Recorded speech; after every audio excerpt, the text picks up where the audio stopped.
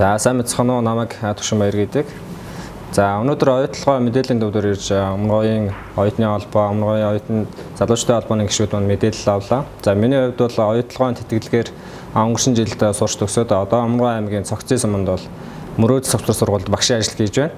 Ер нь бол оюутлогын төслийн хувьд бол Монгол улсын нэрийг олон улсын тавцанд гаргаж, за мөн оюутлогын төстэй холбогдуулж манай Монгол улсад бол маш олон гадаадын хөрөнгө оруулалт нэмэгдсэн юм ач холбогдолтой юм томоохон төсөл байгаа. Ер нь бол Говь нутгийн залуучууд бид энэ томоохон төсөлд бол хамгийн чухал үүрэг оролцоо оруулах хүмүүс нь Говь нутгийн залуучууд өөрсдөө байх болно.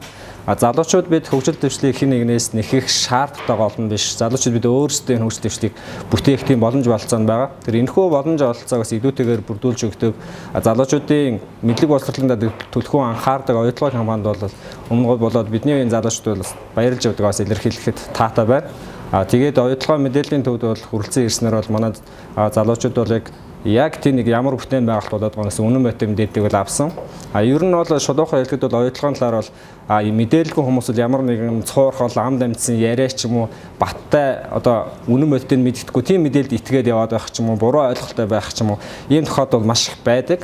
Тэгэхээр бол яг энд ингээд бодиттой танилцаад яг мэрэгжлийн хүмүүсээс ингээд мэдээлэл аваад явах энэ бол үнэхээр бас маш том гайхалтай тийм бүтээн байгальт юм байна гэдгийг бол бас сайн мэдэж авлаа. Тэр ер нь бол цаашдаа бол ингээд оюутлогын компани бол өөр жилүүд бас Өмнөгийн залуучдыг бол дэмжиж ажилласан. Цааш ч мөн ингээд маш олон тал дээр бол дэмжиж ажиллах боломж олцоотой юм байна.